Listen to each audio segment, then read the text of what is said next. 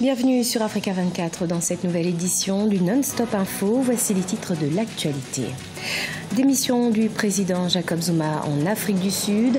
Après avoir cédé sous la pression de l'ANC, le parti au pouvoir, le chef de l'État a donc abdiqué ce mercredi 14 février, un an avant la fin de son deuxième mandat. Au Togo, le dialogue politique s'ouvre ce jeudi à Lomé, des pourparlers entre l'opposition et le pouvoir en vue d'une sortie de la crise politique. La question de la libération des prisonniers suite aux incendies des marchés de Kara et de Lomé feront partie des sujets abordés. Et puis, en République démocratique du Congo, les finances publiques ont affiché un excédent de 11,5 milliards de francs congolais en janvier 2018. Une amélioration qui doit se poursuivre, estime le gouverneur de la Banque centrale du Congo.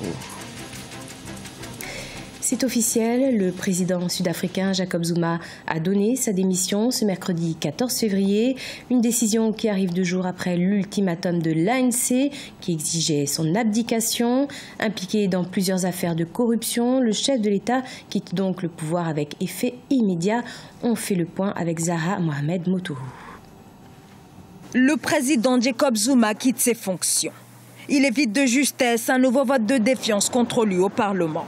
Contesté, empêtré dans les scandales de corruption et lâché par son parti, le président Jacob Zuma renonce à la présidence qu'il occupait depuis 2009. Une démission qu'il a lui-même annoncée ce mercredi soir lors d'une allocution en direct à la télévision. And also, the ANC should never be divided. Mon nom ne sera pas la cause des divisions de l'ANC.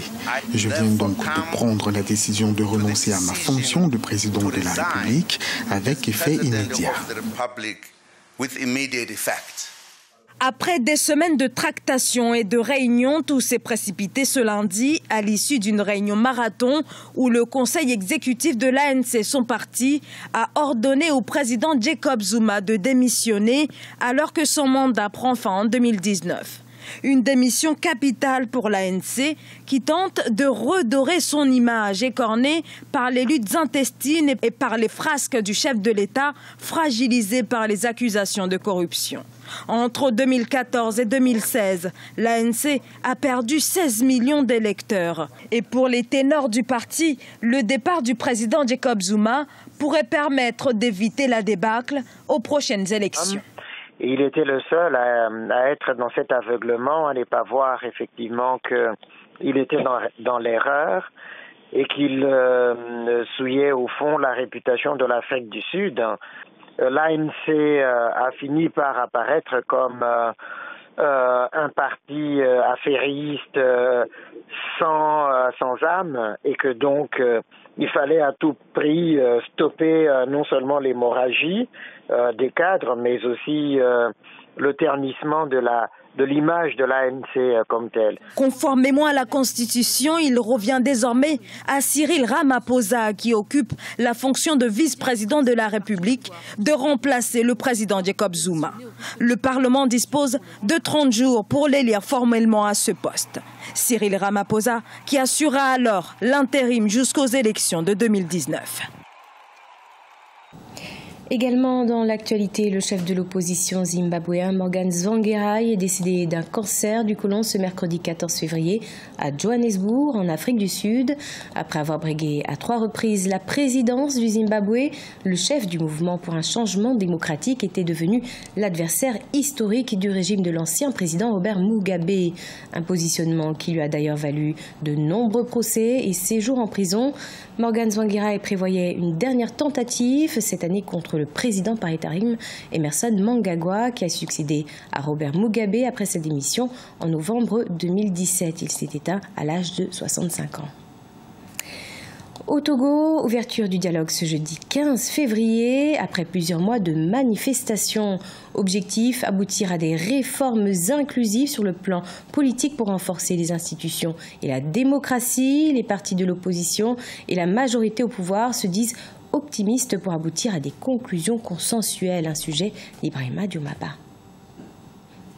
Au Togo, le dialogue politique s'ouvre ce jeudi 15 février à Lomé. Majorité présidentielle et opposition entrent en conclave pour aborder la question des réformes constitutionnelles. Les principales revendications des opposants restent le retour à la Constitution de 1992, la révision du cadre électoral et l'instauration du droit de vote des Togolais de l'étranger.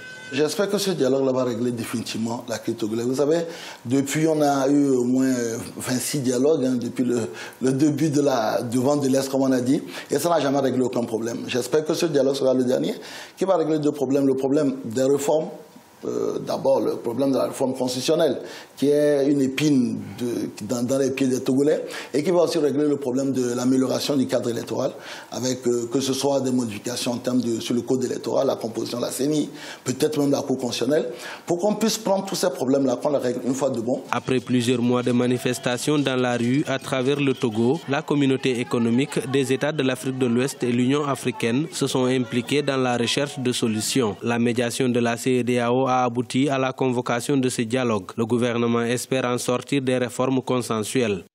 Tous les sujets, quels qu'ils soient, que les protagonistes et les acteurs politiques togolais décideraient d'inscrire à l'agenda des discussions, nous les aborderions dans le respect des autres partenaires. Et l'essentiel, c'est de voir où se situe l'intérêt de notre pays. Parce que la finalité, c'est quoi ? C'est la réalisation des réformes. En septembre 2017, le gouvernement togolais avait présenté un projet de loi pour la limitation du nombre de mandats présidentiels à 2. Faute de majorité au Parlement, il a été rejeté. L'exécutif avait alors envisagé d'organiser un référendum pour l'adoption de cette mesure. L'opposition, pour sa part, continue toujours de réclamer le départ du président Faure Gnassingbé. Les conclusions de ce dialogue sont très attendues par les Togolais. Les indicateurs des finances publiques sont au vert en République démocratique du Congo. Les recettes sont chiffrées à 433,1 milliards de francs congolais, soit un excédent de 11,5 milliards. À cela s'ajoute un redressement de solde global des entreprises qui s'est établi à 12,5% en janvier 2018. De belles perspectives, mais qui restent cependant fragiles. Le point avec Jacques Amboka, notre correspondant. République démocratique du Congo, les perspectives des finances publiques sont encourageantes. Selon un rapport du Comité des politiques monétaires conduite par la Banque centrale du Congo, rendu public le 7 février 2018, l'exécution des opérations de finances de l'État indique un excédent de 11,5 milliards de francs congolais en fin janvier 2018. Et pour cause, le pays a enregistré un niveau de recettes de 433,1 milliards de francs congolais avec des dépenses de 421,6 milliards. Il suffit tout simplement de poursuivre avec ces réformes de mobilisation de recettes publiques. Pourquoi ne pas aussi mobiliser l'épargne intérieure avec l'émission de bons trésors? C'est prévu dans la loi de finances déjà pour cette année. Pourquoi ne pas recourir aussi au marché extérieur, le marché financier, mais en donnant la priorité au marché local. Un redressement de solde global des entreprises est aussi enregistré au mois de janvier, après 3 mois consécutifs de détérioration. Ces soldes s'est établi à plus 12,5% en janvier 2018, contre moins 14,3% en décembre 2017. Influencé principalement par le comportement favorable des cours des produits miniers, mais aussi des mesures d'encadrement initiées par la Banque centrale du Congo. Donc nous allons maintenir le coefficient de la réserve obligatoire comme par le passé 13-12% pour les dépôts en devises à vue à terme, 2,0% pour les dépôts en francs à vue à terme. Les taux directeurs restent encore à 20%, mais nous espérons que la stabilité pourra nous amener à faire une détente plus tard.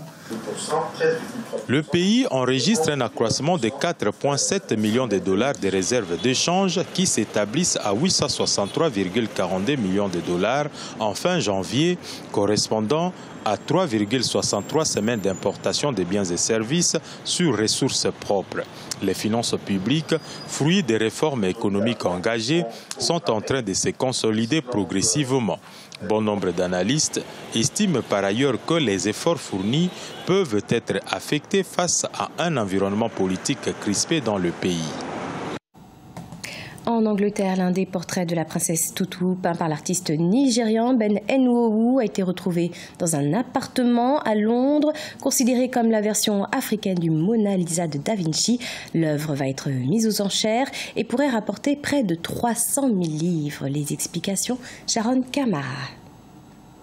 Il aura fallu 3 décennies aux Nigérians pour retrouver l'œuvre originale de l'artiste Ben Enwowu, baptisé Tutu. Il s'agit du portrait de la princesse Yoruba, Adetutu Ademiluyi. Ben Enwowu a peint 3 versions de Tutu, la première en décembre 1973 et les 2 autres qui restent introuvables en 1974. Je suis très heureux parce que beaucoup de ces œuvres ainsi que leur emplacement sont inconnus. Nous sommes très heureux que ce portrait ait été découvert. Le premier tableau a été volé, c'est la toute première œuvre. Il lui était très cher et ça lui a brisé le cœur car il l'a considéré comme le chef-d'œuvre de sa vie. C'est dans un appartement de Londres que le tableau a été retrouvé il y a quelques jours. Celui-ci sera vendu aux enchères à la fin du mois de février. Le prix de l'œuvre, après plusieurs recherches, est estimé entre 200 000 et 300 000 livres. J'espère qu'un Nigérian l'achètera car c'est très important pour nous de garder certaines de nos œuvres chez nous. Je pense que c'est aussi important que les générations futures de Nigérians soient en mesure de voir les œuvres à l'endroit où elles ont été créées. Ce n'est pas toujours agréable de se déplacer pour aller voir vos chefs-d'œuvre dans les musées étrangers. Ben Enwowu, décédé en 1994, était captivé par la couleur ébène de la princesse Adetutu Ademiluyi, petite fille d'un souverain traditionnel vénéré de la communauté Yoruba. Pour la population nigériane, cette peinture a une signification particulière. Elle est le symbole de la réconciliation nationale après la guerre du Biafra de 1967 à 1970. C'était le journal de la rédaction. Merci de votre fidélité. Retrouvez dans un instant une nouvelle édition de l'information sur Africa 24.